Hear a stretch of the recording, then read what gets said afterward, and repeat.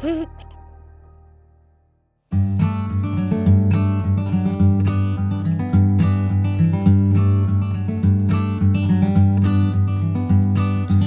little thing you think that you need, every little thing you think that you need, every little thing that's just feeding your greed. Oh, I bet that you'd be fine without it. You're listening to the Minimalist Podcast with Joshua Fields Milburn and T.K. Coleman. Thank you, Malabama. Hello, everybody. Today we're joined by our returning champion. Lisa Ann is here. Lisa's the host of the new Sirius XM radio show, Better Halves. She is also the author of The Life Back, 4 More from Loss, 2 Less is More, where she discusses everything she did to simplify her life. Last time we had Lisa on the show, we talked about porn addiction on episode 258, but today she's in studio because we want to talk about rental culture, including finding happiness by owning fewer things. Coming up on this free public minimal episode, a caller has a question about what she should do when her style, preferences, and tastes continue to evolve over time. And then we've got a lightning round question about which things are better to rent than own, followed by our Right Here, Right Now segment and a listener tip for you. You can check out the full Maximal edition of episode 442, where we answer 5 times the questions and we dive deep into several simple living segments. That private podcast episode is out right now at patreon.com/theminimalists. Your support keeps our podcast 100% advertisement free because sing along at home, y'all. Advertisements suck. Let's start with our callers. If you have a question or a comment for our show, give us a call. We'd love to hear from you. Our phone number is 406-219-7839, or just email a voice memo right from your phone to podcast@theminimalists.com. Our first question today is from Inka. This is Inka, based in Amsterdam. Recently, I've hired a professional organizer to help me declutter and organize. One thing I've noticed throughout the years is that as I grow older, going to different stages of my life, my interests and preference and styles and tastes really change. So I end up getting rid of a lot of old stuff and keeping the new style. But it makes me worry that, is this something that will continue happening as I keep changing and growing as a person and always going through the same, getting rid of old and keeping the new style? Or is it at one point of your life that your taste and your personality, your styles will probably stay more constant and stable, so you don't have to keep going through this process? Curious to hear your thoughts. Thank you. Lisa Ann, I thought this was the perfect question to start out with because it is true that our taste, our preferences, our personal style does evolve over time, but sometimes it also solidifies. You figure out what you like, but it's also okay if that changes over a period of time as well. I've often said that trendy is just an adjective that means soon to go out of style. If you see something that is a TikTok fashion trend, I can almost guarantee that a month from now or a year from now or certainly a decade from now, it will have gone out of style, or maybe it will be back in style 15 years from now. But what happens is as we let go of a trend, well, why do we do that? It's because we don't fit in anymore. So trends are maybe a shortcut for us to fit in. But I've always thought of you as someone who is hyper stylish, but also aggressively simple. Can you talk about that? Yeah, I think, we are going to see things that tempt us, and you have to look at it as this might be a disposable item. Is it a cheap enough buy that it's trendy and it's going to accessorize something else I already have? But you have to also know that by next year, it's going to be almost looked down upon to wear it. Anything that comes on that strong is going to go out just as strong. Right. So to avoid those pitfalls is really to look at things and say, I'd like to buy smart pieces that go with everything. And if once in a while I add something in that's fun, that's not that practical, maybe it'll have resale value. They've now even started a cute TikTok thing a bag that you order for $20, and you fill this bag with clothes, and it's shipped back their charge, and then you get a coupon to like Target or these other sort of. For young people, this is so cool because now they can just quickly get rid of all of these items. Nobody has to approve them. But I say sticking with simple pieces. We all wear a lot of black because it goes with everything, because you don't have to sort your laundry, because it's super simple. You eventually realize those things make more work. You talked about in your first documentary, do you really want to take your one weekend off and be cleaning out your garage? That's what you're going to do with your one weekend off when you be playing with your kids, your dog, with your family, whatever. Do you really want to take one weekend off to do your closet? It's going to be the same thing if you continue to fall into trends. And yes, we will change and our style will change, and it's okay to get rid of some things, but that is money that you're also saying, I'm willing to look at this $200 and say, I'm just going to use it for a little bit of time, then I'm throwing it out the window. That's right. Now you've been, we have some questions here about rentals and when it's better to rent versus own, but you said something to Mallory in an email that I found really fascinating.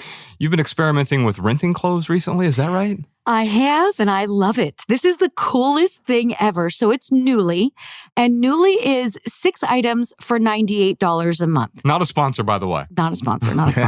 And what's interesting about rental can be a deduction from your taxes if you're using these things for business, whereas buying clothes is no longer a deduction because you could be wearing them offset for other things. Oh, wow. So there's a little loophole. And what I decided I was going to do, example, I'm wearing a trench coat today. I decided I would look at all the items that we wear for a certain period of time. Raincoats. In New York City, you're going to use a raincoat for maybe 2 months, and then you're going to store it for 10. So that was first on my list. Coats. I had so many fun, colorful coats this winter that I didn't have to buy. I can have royal blue. I can have green. I can have red. I can have all these colors. And then in a month, you just pack it right back up again and send it back. It also helps curb my appetite to shop, because you're always on their platform and seeing what new items have come in. You click this little hanger, it puts it in your closet, and then when it's turn for you to return your 6 items and get 6 more, you already have this little closet put together. Now you know what the temperature is going to be. Okay, I'm going on a vacation, I'll get some sundresses, what have you. Such a fun way to enjoy the entire exercise, from shopping online to looking at things you don't need to putting them in your cart and then going back 2 days later and saying, I'd never wear that. All of that is just exciting, and it's so efficient. It's also great for the environment. It's also great for storage. And I look at it as I only want to rent items that are worth over $300. Okay. So I got into the math of it as well. And I broke down the site and I looked at brands like Anthropologie. I really like Anthropologie Theory. And I look at things that maybe, I wouldn't buy that. If it's black, I'd buy it. But if it's a different color, I'm not. So I get all my colors that accent my black on Nuuly. And it's just been a fun whole thing. I love that coat. It's rented. I have it for 2 more weeks. Like, it's just a cute a way to borrow and share and not clutter your life. And less than $100 a month to have a whole month of shopping pleasure. I'm thrilled. It's saving me even more money than I was saving at the same time last year. And even if we just assume that everything is exactly $300 and nothing more, that's like $100 for an $1,800 value. Is that about right? Yep. Wow, that's some good math right there. So how much of a role does trends play in your choices? Not too much, but a little bit, because I feel like if I'm going to rent it, I did rent this really trendy blue coat that I thought was super fun. And I was like, okay, this is great. Would never buy it because it's super trendy. So I think if you have a trendy urge, rental could be a way to really flex that. And you can also buy the items at a discounted price after you wear them. So if you're trying to see what brands work for you, or if something's comfortable, maybe you'll want to buy a couple of things. I'm trying not to, because I really want to use it as a straight rental. Yeah, it's fascinating. And we'll be talking a lot about renting today. But I'm hearkening back to one of our very first tour stops. It was in 2011. And there was a guy, we were in Albuquerque, New Mexico. It was Nicodemus and I. And he said, whenever I need any sort of big tools, I just get them from my storage locker, and my storage locker is Craigslist. And so what he does, say I need a chainsaw to cut down a tree that's in my yard. I'm not going to go buy a chainsaw, but it was difficult for him to find one to just rent for a day. And so he said, I'll just go buy it from Craigslist for $100 or whatever it is.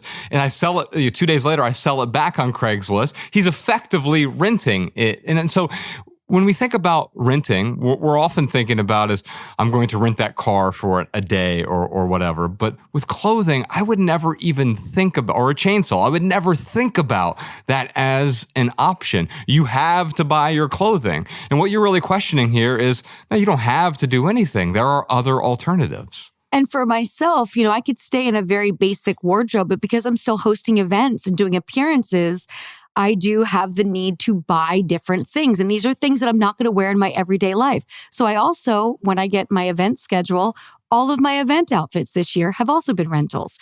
Cute little jumpers, little dresses. And I'm like, it's so fun. I take a ton of pictures in it, and bye-bye. Someone else can go have fun in this outfit. It's been really fascinating. And not everyone is a celebrity who's going to events where they need to dress a particular way, but for most of us, there tends to be some sort of an event, whether it's a wedding or a funeral or a graduation, where you might wear something you wouldn't typically wear. And as a guy, we're often relegated to going to like Men's Warehouse or something like that. But there is a stigma for women, and there was a question about that coming up. But Inka, I'd love to send you a copy of our Minimalist Rule Book, because I think ultimately what we're talking about here is setting up boundaries. And there are certain things, Lisa, you don't rent everything that you own, but there are certain things where it makes sense, especially with respect to trendy styles, where you're like, I'm going to set up some boundaries around that. Maybe your boundary is, I'm only going to purchase one thing a month or two things a month. Or maybe your boundary now is, I'm going to rent it for 30 days. And if I find I'm getting immense value from it, then I'm going to find a way to purchase it, almost test driving some of those items. So setting up some boundaries are important. That's what the Minimalist Rule Book does. It's 16 rules for living with less. You can download it for free at theminimalists.com, or you can buy the audiobook version if you are interested in that. Before we move on to the lightning round, any other thoughts on trendiness? Because when we get caught up in trendy, even like if you wear all black, you can wear a trendy version of black. The way things are cut this season are going to be different from the way they were cut in 2009. Remember the deep V-necks from back in the day?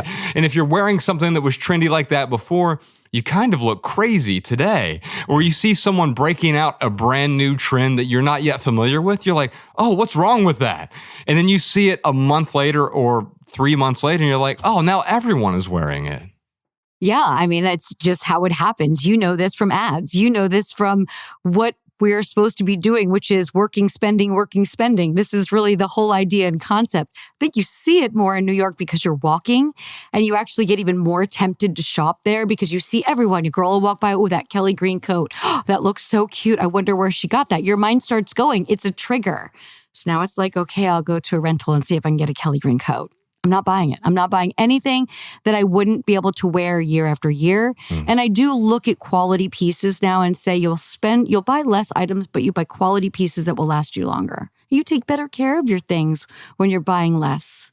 Yeah, that's absolutely true. Because if you own fewer things, you have the resources to take care of them as well. Mm-hmm. If you have just huge walk-in closets full of stuff, you can't possibly take care of all of that.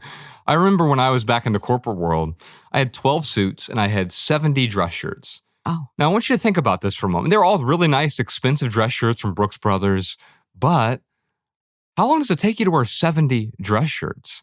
It's going to take me several months. Well, why do I have that many? And many of them, like maybe 24 of them were white dress shirts. What the hell am I doing with 24? And I was just holding on to it. I'd buy new ones. Well, why? Because that's what you're supposed to do. Or I really like that pinstripe one. And so when we're talking about the timeless things that you own, if you own a few timeless things, they work repeatedly. No one notices if you wear, if you have 3 pairs of jeans and you're rotating through those 3 pairs of jeans, you don't need 40 pairs of pants. And However, if you have the same bright orange sweatshirt on every day, people are going to recognize that. Yes. Now, Lisa, you're dressed right now. You have on like a mock turtleneck and you have blue jeans on. You could wear that every day and no one's going to be like, oh, didn't you wear that yesterday?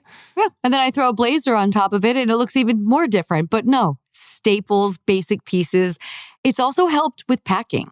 You know, when you're on a trip, I just had a trip where I was on a layover and I found out my next flight wasn't going to be for 11 hours. Years ago, that would be a problem, but I only had a carry-on. So I went to Expedia and said, who else has a flight out of this airport in the next hour or two? I could buy it because I don't have a bag checked. Yes. So I was able to just roll to the next terminal and get home at the right time again and do that. Now, again, able to spend the money on the ticket because I'm not buying as many other things. Yes. So now you're using your money to make your life more comfortable in a better way. Yeah. And I didn't have to abandon a bag on a plane, which you're not supposed to do on a layover because they have to take all the bags off the plane. I'm like, this is why it's great to travel with a carry-on. So you pack basics that go and you could wear them every day. Plus, you're not worried about someone losing your stuff. All of that. Although air tags are really fun to track. If you ever do have to pack a suitcase and you land, the first thing you should do is watch your bag go all the way through around the airport and down to the terminal. It's just fun to watch. Yeah. I love that. You know, one thing I'll say about trends is that I'm a firm believer in the idea that we don't get our identity from the world. We give identity to the world, and that we have the power to name things, label things, and crown them in a way that changes the way everyone else responds to it. And we see this all the time in the celebrity world. We all know that Russell Westbrook can wear whatever he wants to wear. And the moment he puts that outfit on, it doesn't matter what it is. The world is going to say, that's trending now. So it's not just what you wear, it's also how you wear it. It's that phenomenon we call swag, right? It's the confidence, it's the self-assurance, it's the sense of, I like this so much that even if you laughed at me, I would laugh at you because you actually think it's hilarious for me to be this cool.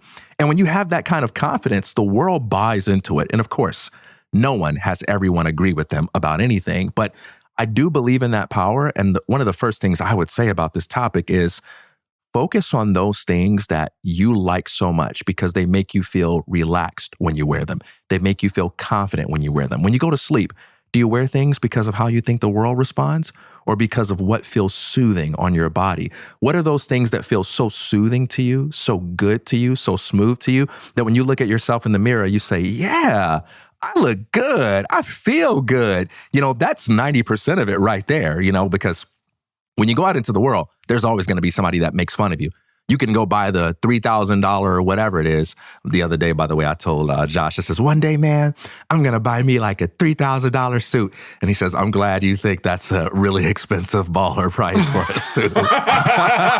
He's like, you got to dream bigger, man. I think I might have said like $800 or something like that. But you can go buy the expensive outfit and copy the people on the cover of magazines, and people will still reject you if you don't wear it with confidence. I'll just pause there. Well, there's the Russell Westbrook swag. That's one bit of it, right? But then there's also like the Larry David swag. Oh, the best swag ever. Yeah. Right. The same corduroy pants, those Vans, Right. the shirt on the shirt and the shirt, and then the corduroy blazer. Oh, I love all of it. It's so perfect. And where's the overlap on the Venn diagram between the two of them is they're both confident in what they're wearing, and it doesn't change who they are as a person. It's almost like they're daring you to say something about their outfit. Both of them, yeah. Where Russell Westbrook shows up in the new trend that he has created the trend, right? You see him on the NBA runway equivalent, right? You see him before the game, and now on the NBA app, they're actually showing like fit checks, right? Yep. And same with NFL. Right. And yet you see Larry David, and he's not walking down a runway looking any different than he would if he's just in the back of an Uber. It's always he drives. It looks like he drives to set in those clothes, works all day, and then goes and does his other things. He doesn't carry a wardrobe bag. This is just what he wears. That's right. It's amazing. Yeah. So Lisa, for someone who says, yeah, I get all that. If you're famous, you can get away with it because Larry David and Russell Westbrook both have that in common, right? What would you say to the person who says, look, I'm not a celebrity. I'm not famous. How do I get the power to make something cool merely by loving it? I think that's just your choice. I mean, you should feel so cool in it that other people's opinions aren't what's mattering. And I love that you use the word comfort Because if you feel comfortable in something, you're going to thrive. Your day is going to be easy. You're not going to be fidgety. You're not going to be checking yourself all the time. So I think it's really a self-inspired feeling of Larry David never looked in a mirror and said, I wonder what people are going to think about me dressed like this. There was a day he wasn't famous. Yes. That's just who he is. He knows who he is. Know who you are and be comfortable who you are. We've all seen the guy who this is the first time he's ever worn a suit and he's like tugging at the collar and like hiking the pants are too tight. And or the woman who's never worn high heels before, but now all of a sudden for this event, she's forced to wear high heels or feels compelled to wear them because she thinks society's forcing her to do that. And high heels can be great if you want to wear them. However, if you're forced to it, you see the awkwardness. It's like a baby giraffe trying to walk for the first time. It's like, oh no, what am I doing? And it's because you've been told you have to wear this. This is what you are supposed to do. And when someone else tells you what you're supposed to wear, of course, it's not going to feel comfortable the first time you wear it. Inka, thank you so much for your question. Check out the Minimalist Rulebook, theminimalists.com/rulebook. You can download that for free or check out the audiobook version over there as well. Before we get back to our callers, Malabama, what time is it? You know what time it is. It's time for the lightning round where we answer your questions from Patreon community chats. Yes, indeed. We have a question of the week. We've been doing this really fascinating question of the week. Now, Lisa, you probably remember from the last time you were on the show. During the lightning round, we each have 60 seconds to answer your question with a short, shareable, less than 140 character response. We call them minimal maxims.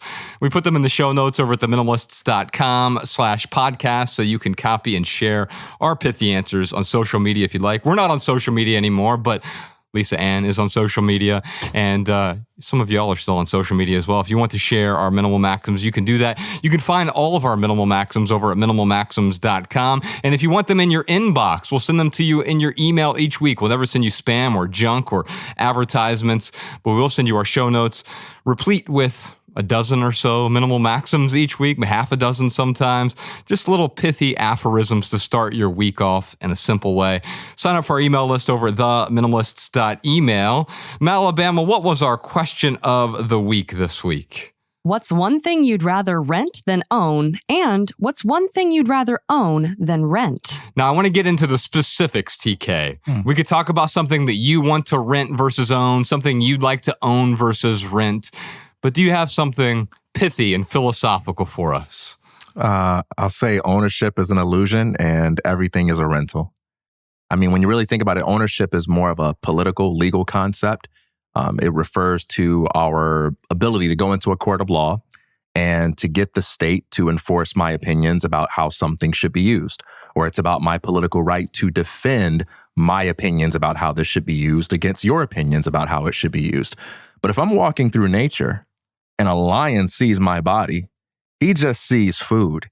He's not thinking that dude owns that body. He thinks that dude's neck is going to be in my mouth. But when it comes to you, on the other hand, I have to think of my body in terms of ownership, and you have to think of my body in terms of ownership because I have the right to put my hands on my body in a way that you don't. Same thing with my car, same thing with my house, and so on. And so it's more of a legal concept. But when you really think about it, in nature, ownership doesn't exist. There are things that fall under our custody. There are things that we have the power to influence. But in nature, things just are, man, and we're just making our way. So it's all an illusion anyway. You can see why we have him on the show, right? What an answer. Right? So glad the lion's not really in here. Right. That's an important one because I don't know which one of us would jump in between you and the lion. I'm not sure. That's a tough one. I think the lion might run away from TK. He's got that voice that will terrify all of us. Here's something pithy for you. Ownership is a burden whenever it gets in the way of a blessing. And so when I think about it as a legal concept, some things it makes sense to own as a preference, right? And so, TK, when you and I were talking before this conversation, you said something fascinating to me. You said you would rather own your home than rent it, and you would rather rent your car than own it. And that was interesting to me because I'm the exact opposite from TK. Oh, interesting. Now, old me would pathologize and say, well, TK's clearly wrong about both of those things. Yeah. But tell me why you would prefer one versus the other. because ownership is a legal political concept, then what I choose to own is entirely about where do I want to be the most opinionated. And it turns out that when it comes to renting a car, if I rent a car, then the people who really own it don't really have a whole lot of opinions about what I do with it beyond a certain measure of maintenance and paying my bills. When it comes to a home, I want to have a whole lot of opinions about what I do in that space. And when I'm a renter, the areas where I do need to be opinionated, I just don't have that power. So I think what you choose to own versus rent is really going to boil down to where are those areas where I really need to have the power to call the shots? Where are those areas where I really need a lot of freedom? And where are the other areas where I'm okay with someone else having a say over what color it has to be or how it needs to be used and so on. So that's where it's at for me. Lisa Ann, what about you? Is there anything that stands out? We already talked about renting clothes, which was a revelation to me. Huge revelation to me as well. And it came to me, a girlfriend, we were on vacation. She had different sundress every day. And she's like, I rent them all. And I was like, what? For myself, in this new life that I started living December of 2019, thanks to becoming a minimalist, was I'm renting. I'm renting my apartment. I don't have a car. And I've started to realize that I really want to rent everything. I don't want to own anything. And that's just my opinion, how I'm living. But what I love is the freedom of knowing I have this choice. Every time I'm thinking, do I want to renew my lease? Would I want to live somewhere else? I have so little belongings. I could easily pick up my life and go. I'm exploring Italy right now. I'm looking at all these things and I'm realizing, oh, maybe I buy a place in Italy that I Airbnb and rent to others. And then when I want it, it's almost like I'm borrowing it from myself. Oh, right? that's I interesting. don't really want to call it 100% mine. I don't want to put tchotchkes around. I want it to be a really easy for somebody to come in, share the space, have a great experience, make memories with their friends and leave. And then I go into that space and borrow it from myself. I love this feeling. But mind you, from 23 to 50 to 49, I was a homeowner. I was also a landlord. I was also the HOA president for 2 years where I lived. So I've done all of these things. And now I'm kind of in this life is just easy. I go onto an app. My ice maker's not making ice. Boom. That comes up. Great. We've got this fixed. Have a good day. Right. I love this simplicity that I'm feeling now. This is who I am right now. And that's why I said that ownership is a burden whenever it gets in the way of a blessing. Home ownership can sound really great. I am anti-home ownership for me, not for anyone else. Right. If anyone else wants to own a home, great, so be it. Now, here's the problem. Interesting coming from a man in LA too. Right. Also coming from a man who bought a home in Ojai a few years ago. And when my wife and I came to this agreement, I was like, I want to still pretend that I'm renting this. So you're the landlord. And if anything needs to get fixed, Malabama, what was the Mitch I never Hedberg? know with you where we're. I never know with you. Is there a landlord outfit or something? I never know with this guy. I have a landlord kink. You have to admit that the greatest thing about, renting is the fact that when it starts to rain and things are going to leak, it's not really as much of a crisis. Yeah, I don't. Oh, there's something leaking. Right. No problem. Yeah. I'll call someone. Yeah, I don't want to have to call myself to fix it, right? Yes, exactly. I got to give some credit to Brian in community chats. I was rolling when I read this. He said Mitch Hedberg had a joke about renting, and he's kind of paraphrasing here, but he said, I don't need to go to Home Depot. I need to go to the apartment depot. The apartment depot is just an empty store with a bunch of people standing around saying, we ain't got to fix shit. I love that. And that's how I feel about home ownership. Now, thankfully, I don't want to own a home. I'd much rather rent because I see the benefits of having the ability to walk away when I want to walk away, but also not needing to fix things when a big thing comes. I mean, so the rain we've had over the last 2 years. In Ojai, there was a 48-hour period where we had 17 inches of rain. So it was, I think, 24 years worth of rain in like a 3-month period. Wow.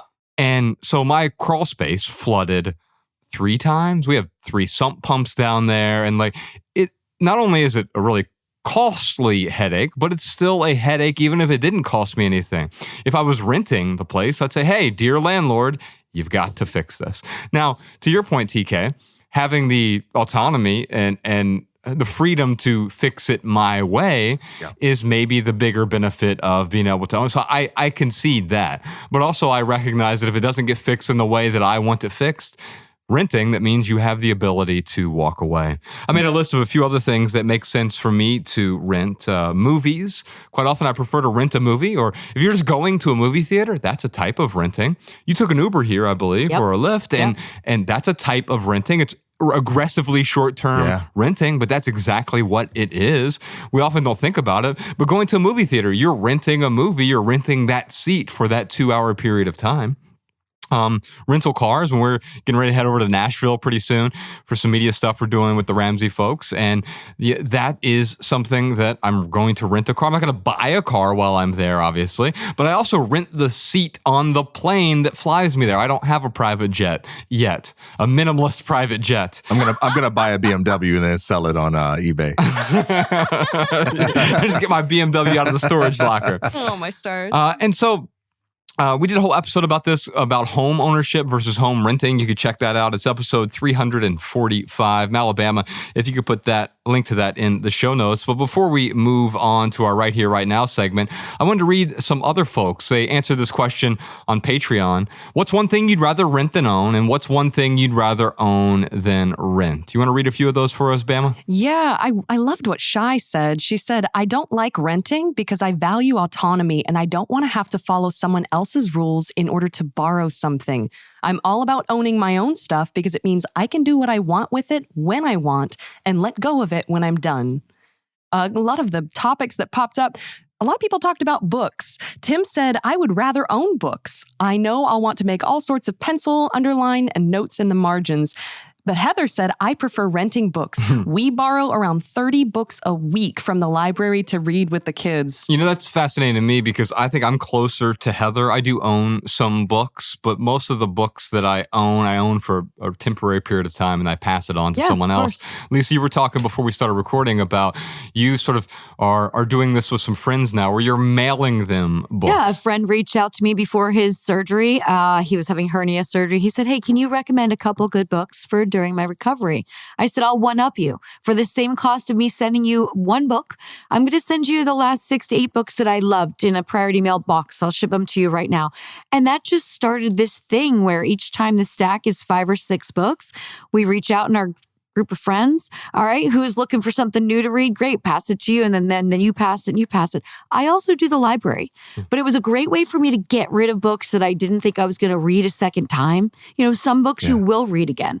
Love People Use Things, I read again because there's different little triggers that remind you pick up something new each time. And it's just I feel like books that make my heart feel good, I keep because I want to reread and touch in with that. But any sports books or anything I'm reading, ship them. So sharing those books has been really fun. Now you have a new conversation when you get on your monthly FaceTime or your phone call of like, did you finish it? How did you like it? What was your favorite part? I couldn't believe this story. Now you're also engaging in a dialogue that's bringing you closer and giving you almost like you saw the same movie.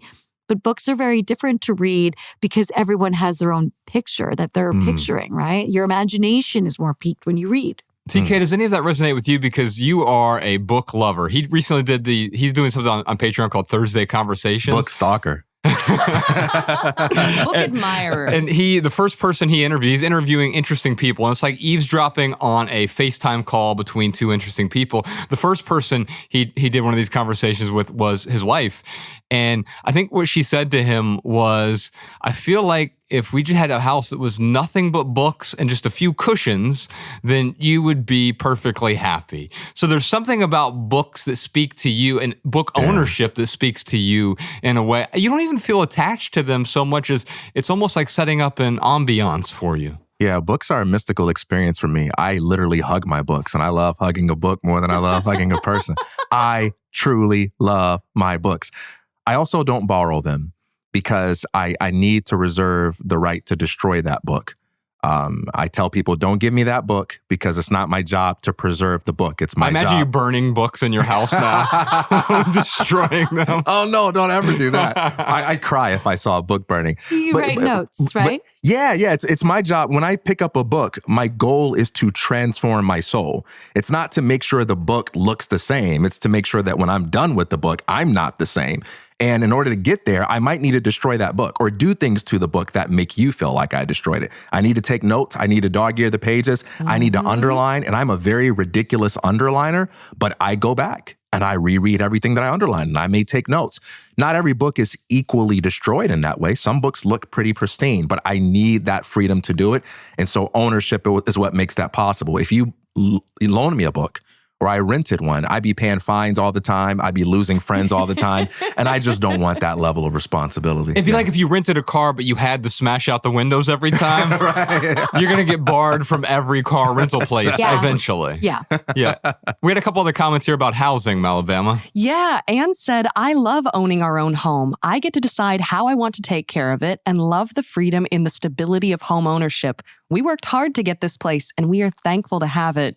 Nastasia said, I tend to live in a dwelling for 2 to 3 years at a time and move cities and states about every 10 years. While I love the idea of having my own home, the maintenance and feeling stuck to one location feels too overwhelming to me. I prefer to rent places that look and feel like something I would own and have more freedom to get up and go wherever I want. Now, if I was able to own a vacation home somewhere and I didn't have to take care of it and someone else managed it or cleaned it, but I got to design and choose the location, that would be nice. Nastasia, you're describing renting a house. She said, if I'm able to own a vacation home somewhere where I didn't have to take care of it and someone else managed it and cleaned it, that's an Airbnb, which is awesome. The good news is you have access to VRBO or Airbnb. Sure. Now, I totally get the desire to own it maybe as an asset that, you know, you're using it to rent out to other people to make some sort of income. But that comes with a lot of burden as well. Lisa, you've owned houses, you've been a landlord, and there's a lot of headache involved in that. There sure is. There is a lot of work. It is constant. And Mother Nature plays a big role. You know, every time something happens, you're like earthquake, what have you, you have to scope everything out. Is there a new crack? What do we have to worry about? Like there's always, weather is scary when you're a homeowner. All right. So for both of you, because we got LA and New York, yeah. How do you feel about the equity argument? How do you cope with that? Because both of you live in cities where it's like the amount you're paying every month for rent, you add that up over a couple of years, that's a lot of money gone. Yes. That's not going towards equity. Like, how do you reconcile that? So part of that is, I think 1/3 of my mortgage goes to taxes, which is wild. So you also have to recognize that you don't actually own the home, even if you own it outright. So 2 things. I don't own the home. The bank owns the home, and I give them money every single month. But let's say that I came across a windfall, and all of a sudden I just paid it off immediately. I still don't really own the home, right? Good luck owning the home, but not paying taxes for a year or 2 years. You're still paying rent to the government for having that land. You're paying it every single month, or you're paying it quarterly, or however you pay it. So that's another level, by the way, at which ownership is an illusion, right? That's exactly it. This is true for your car too. That's right.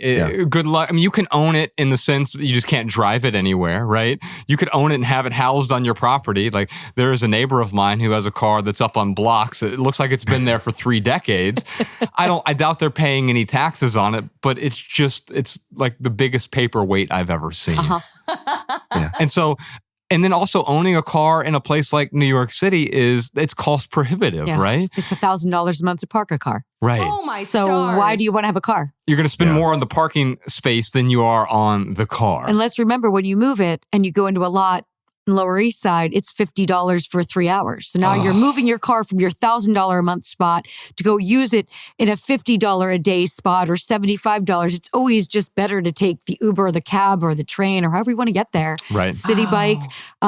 And it was funny because during the pandemic, bunch of people in my building bought cars because they were offering such cheap parking. And I was like, this is so temporary. And by the way, you love driving in the city now because there's no one here. But once the cars come back, you're not going to want to. And then now they're all stuck with these cars. So they're like, I got this car. But, to answer you, I feel the same. You never really own the home. Also remember, earthquake insurance, fire insurance, all of these different things. Believe it or not, even though I'm paying rent in the most expensive city in New York City and I'm in this crazy, beautiful building, I am still spending less money than when I owned my home here in California.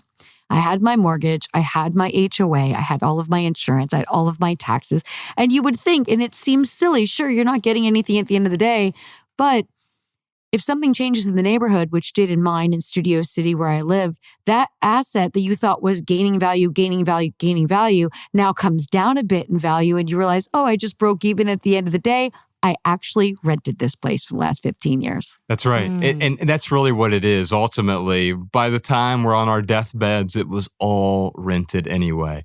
And whatever legal arrangement you prefer, and that's really what it is, it's a preference. Yeah. You prefer to have between now and then, so be it. But also recognizing that renting, at least for me, is paying for the ability to walk away whenever I want to walk away. And Freedom. that is worth more. That freedom is worth more to me than the so-called peace of mind of so-called ownership. What I like about the way you two are talking about this is, in contrast to a lot of conventional conversations on financial literacy, it's not just about the math. Well, here's the decision that's going to reduce your debt, or here's the decision that's going to allow you to have an extra few $100s a month to devote to your 401k. You're talking about the other kinds of costs, not just the maintenance costs and the transaction costs, but what are the opportunity costs? What are the psychological costs? What are the costs to my relationships and so on? And each person has to decide that for themselves. That's subjective. It's not just a matter of the math. What are the costs which, when you pay, really ruin your day? And what are those costs you don't mind paying? What are those areas where you don't mind taking responsibility? And what are those areas where you say, no, I need the freedom to be lazy here. I need to be the freedom to be the person that's not getting the call at 2:00 in the morning when that thing goes wrong. And that's all very subjective.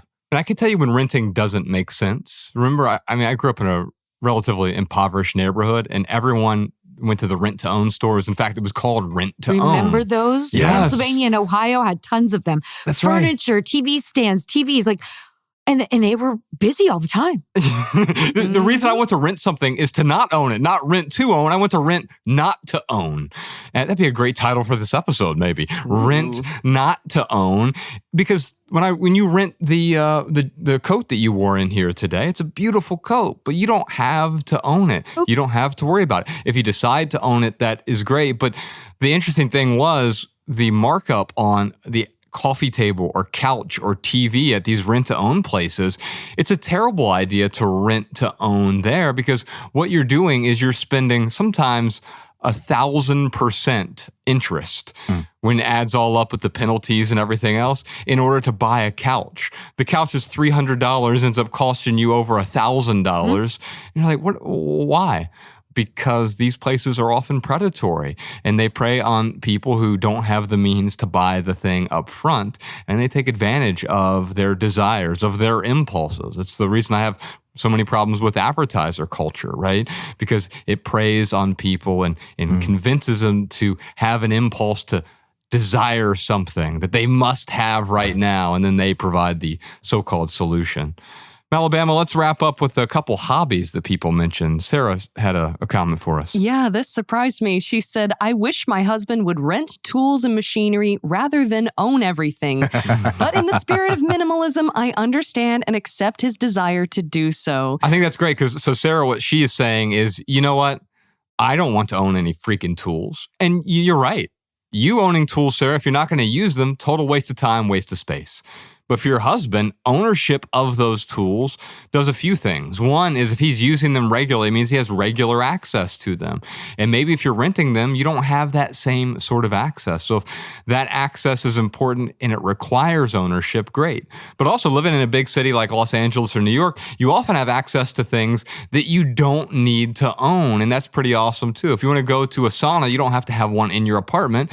You can go down the street and go to a sauna. You don't have to have a second bedroom that you've turned into a gym in your home. Maybe there's a shared gym in your apartment, or you go to a gym somewhere else. Nikki had something for us. Yeah, she said, I have purchased items for new activities that I just knew I'd stick with this time. But that excitement eventually fizzles out. Now I'd rather rent or borrow things at first to see if it's something I truly enjoy and will actually maintain. Imagine how many pickleball rackets right now are going unused because someone bought it and they wanted to try it out. And then it's like, oh, I don't like this. But if we could have rented it, could have tried it out beforehand, you probably would have been better off. I will say this year I did buckle and I bought a set of ski boots and a helmet because I ski a lot, but I'm always renting. So I realized I still don't want to own the skis and have to transport them and everything else. But the boots I shouldn't be sharing and the helmet I shouldn't be sharing. Now I'm like, germ-wise, I'm ready. But I waited 3 years and told myself until you ski more than 5 times a season, it's not worth you buying a helmet and boots. Yes. And now I'm going more than 5 times. But I remember when I was moving from Huntington Beach to LA, I had rollerblades, bike, skateboard, tennis racket. I did the same. Every activity I thought I would stick with. I made one great garage sale. Yes. So if there's anything... A really good garage sale. If there's something you're not sure about, it often makes sense if you have access to renting it beforehand. Let me try it out. And you know what? It might even be slightly more expensive in that one transaction because renting a tennis racket and then buying one later means you doubled up on the cost. But think about all the money you save. You know what? I tried out tennis and after the few lessons, I just didn't like it. Now you're not stuck with owning that tennis racket and you're not forced to sell it either. But I agree. There are some things that it makes sense to own, whether it's your ski boots or your helmet or the underwear. I didn't rent the underwear that I'm wearing right now. No, we're not doing that. We're not doing that. Some things we cannot rent. No, we're not doing that. By the way, a life hack on how to rent a book without renting one, in case it's not at a library. If there's some book you're thinking about and you're really on the fence, that's a feeling I can't relate to, by the way. If I think I want the book, I just get it. But if there's some book you're on the fence about, go on YouTube or go on Spotify, whatever, and Google the author and listen to a podcast interview where they talk about that book. And then check in with your body when you're done and say, do I want more of this or do I want less of this? If you want more, go ahead and get the book. If you got everything you needed from that interview and you don't want any more, you know what you need to think about the book. I like that. Lisa Ann's new book is out, by the way. It's called The Life Back, 4 More, From Loss to Less is More. We're just getting started, y'all. We've got a bundle of caller questions on the private podcast. But first, real quick for right here, right now, here's one thing that's going on in the life of the Minimalists. The Everything Tour continues. Lisa Ann, it's the 10th anniversary for our second book, Everything That Remains. Wow, Ryan 10th and I, anniversary already. Yes, I know. We did a 100-city tour with that first book, 119 events back in 2014. We're just doing, I think it's 7 events this year, 1 a month. We still have 3 left. It's Fresno this weekend. We'll be in San Diego and San Francisco. There are a few tickets left. It's our first free tour since 2015. So you can grab your tickets while they're still available at theminimalists.com. We'd love to see you there. Before we get back to our callers, Alabama, what else you got for us? Here's a minimalist insight from one of our listeners. Hi, Minimalists. My name is Gloria, and I'm from Sanford, Florida, and I am a Patreon subscriber. Thank you so much for all the work that you do and this podcast. Over the last 9 months, I have decluttered about 3,000 pounds of items. I like to say I decluttered Gloria, as I have found myself underneath all the false identities and clutter. During this process, I have let go of so many other things as well. Dr. John Deloney once aptly pointed out to a caller on his show that resentment is learned behavior. This helped me to identify the resentment in my own heart and to help me let it go. I realized I had learned resentment from my mother, who resents my father and her own parents. She learned it from her mother. I saw the damage it does to one's soul and heart when we do not let go of resentment. My 15-year relationship with my fiance has done a 180 since healing and letting go of this damaging mentality. I encourage anyone wrestling with resentment to look at your own life and see, who did you learn it from? Gloria, thank you so much for that deep comment. Wow, 3,000 pounds of stuff, but also more important, letting go of that resentment. For anyone else who has a listener tip or insight about this episode or any other episode, leave a comment on Patreon or YouTube, or better yet, send a voice memo to podcast@theminimalists.com so we can feature your beautiful voice on the show.